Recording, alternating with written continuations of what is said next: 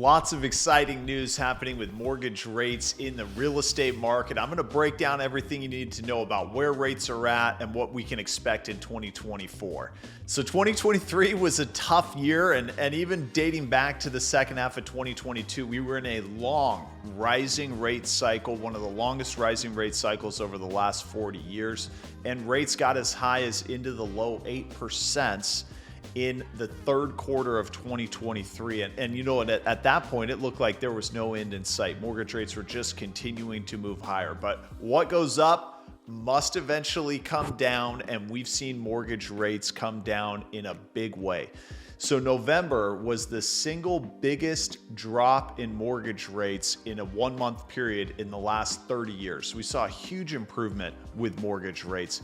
That bled into December as well. So we were as high as the low 8s on a 30-year fixed at the end of October. When we ended the year in 2023, we were down just to 6% on a 30-year fixed rate mortgage, just right at it. We were almost into the high 5s ending 2023. So what was driving that? Well, there's been a lot percolating. We've had an economy that is resilient, but starting to slow down. And the labor market is definitely slowing down. And the signs are there that the economy as a whole is continuing to slow down and has run its course on this cycle.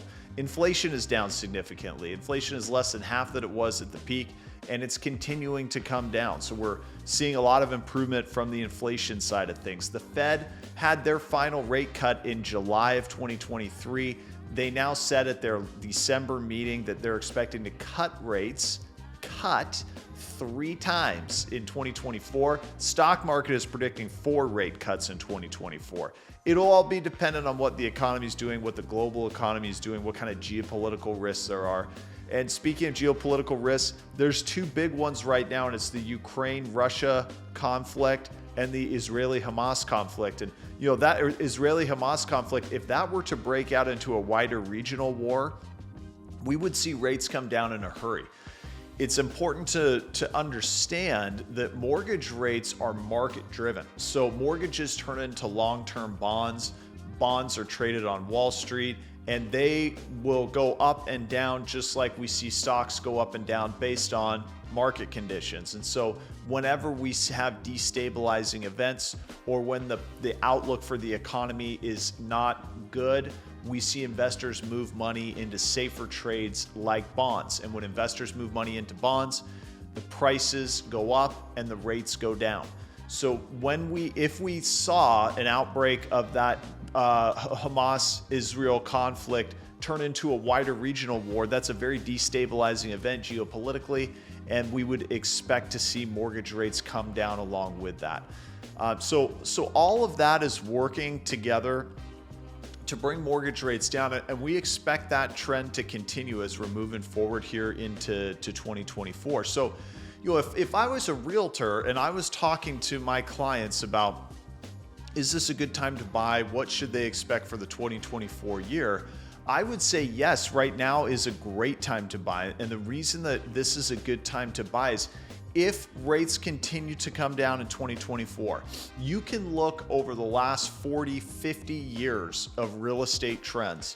And whenever we see mortgage rates go down, we see home prices go up. And the reason for that is that lower rates drives demand. So as mortgage rates go down, more buyers come into the market because the cost of housing is lower. More buyers equals more demand, which then pushes prices higher. The opposite happens when we see rates go up, except for this last cycle. When rates went up, and this was, you know, again, like I said earlier, the longest rising rate cycle of the last 30 years, home prices only went down 3%.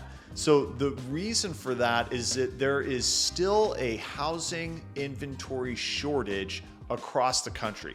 Builders, for a variety of reasons, have not been able to build enough homes to keep pace with population growth and demand. It's very difficult for builders to offer housing at lower costs to attract more first-time home buyers. So there's a lot going on there from an inventory perspective, and we would have expected home prices to go down more than they did during this last rate cycle.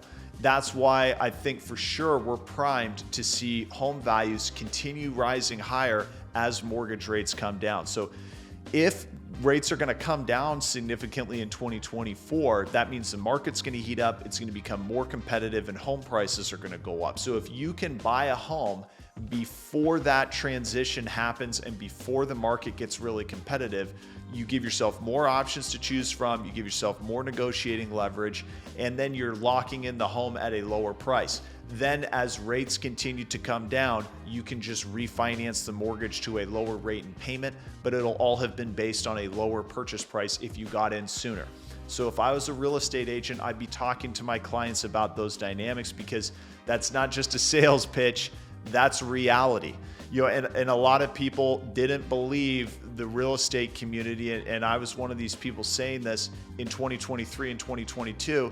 We were saying that we didn't expect home prices to go down in a significant way because of the shortage of inventory, and that's what played out. So that's what we're expecting to happen here in 2024, assuming the rates go down. That's not guaranteed. It looks like the table is set for that to happen. But it's all based on market conditions in the economy. So it's all numbers and data driven. It's all economy driven. And nobody can for sure predict exactly what the economy is going to do. Now, if I was a client, I would be, I think it's very important for clients to understand the difference between home price and mortgage rate. So I just explained some of this, but I want to repeat this again because I think this is so important to understand. The price of the home is what the market is doing at the time that you buy. The mortgage payment that you make is based upon the rate of the mortgage, your property taxes, your insurance, and how much you owe on the mortgage. Mortgage rates fluctuate year over year based on what the market is doing. So if we expect mortgage rates to go down, and you buy a home now before they go down, you can refinance the mortgage. So when you refinance the mortgage, you would work with a lender like myself. It's a little bit easier to do a refi than it is to do a purchase. You apply for a new mortgage, you provide some income and asset paperwork, we run a credit report, sometimes we need to do an appraisal. It takes about 30 days to close, but then you get a new mortgage at whatever current market rates are. Most cases, you don't need to pay anything out of pocket for a refinance with the exception of an appraisal. So it's not, you're not having to make a down payment. You're not having to come out of pocket with a bunch of money. And in most cases, you're going to skip one monthly payment on the mortgage. So you get a freebie on a mortgage payment.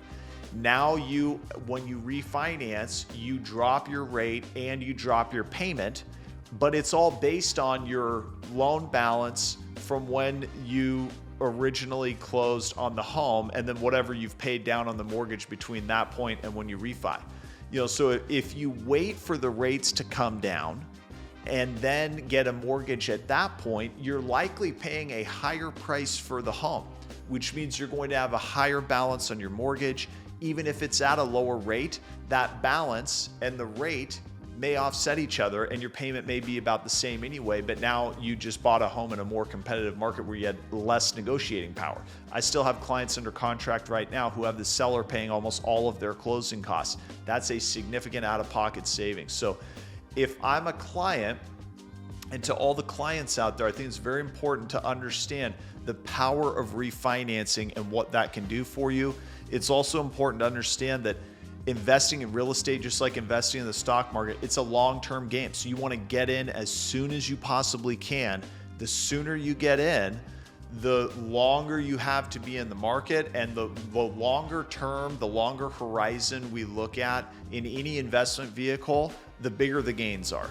For short term, we can see ups and downs. Longer term, we see stock market go up huge. We see the real estate market go up huge. So you want to get in and stay in the market as long as you possibly can. So, as a realtor in this market right now, you would still have options to negotiate for closing costs to be paid for your clients. And I think that's huge for every buyer in the marketplace right now, because if you can get the seller to pay some money towards your closing costs, let's say you get $5,000 from the seller, that's $5,000 less that you pay out of pocket at closing. That's dollar for dollar difference. Let's say you got 3% of the purchase price to go toward your closing costs. Well, now we've got enough closing cost concession from the seller to cover all the closing costs and buy down the rate and get you a lower rate than market rates are at the current time. So getting that concession from the seller is huge. And when you're negotiating concessions from a seller and you know, working with a great realtor, they know how this works and they know how to do this for you. So that's why it's so important to work with a realtor who's got experience and knows what they're doing. But let's say that you're going to buy a home for $600,000. Okay, the home is listed for $600,000. You're looking at it and you're thinking, okay, maybe this home's been for sale for 45 days. Maybe we'll come in with an offer price of $580,000. Instead of offering $580,000, what I would do is offer $600,000 and ask for 3% in closing costs from the seller. So 3% would be $18,000 in closing cost concession from the seller. So that $18,000 comes out of the seller's proceeds at closing. So that's equivalent to a $582,000 purchase price offer with no closing cost concession. But now if you're the buyer and you've got that 18 grand in closing costs, all of your closing costs are covered, plus there's money left over to buy down your rate. So you're getting a lower rate in payment and you're not paying for any of the closing costs out of pocket. So you've saved yourself 18 grand at closing, you've locked in a lower rate. And then if you're refinancing that mortgage in 12 or 18 months, there's a little bit in closing costs when you refi. Now you're only paying closing costs one time because you purchased a home for zero closing costs. So as a realtor in this market, there's still opportunity to negotiate those types of things. As the rates go down and the market heats up more, it's going to become very difficult. We're not going to really see any seller concessions as we normally don't during a competitive market. So that's what we're seeing happen with rates. It's an exciting time for real estate. I think we're going to go on an extremely good run over the next 2, 3, 5 years. People buying a home right now in this market, my gut feeling is that they're going to do extremely well on that investment over the next 5 to 10 years. So if you have the means to get into a home, if you have aspirations to be a homeowner, this is a year to take a serious look at it. Do what you can to make it happen. Shoot me a DM, send me an email. I'd be happy to answer any questions or help you look at your options for a mortgage pre-approval.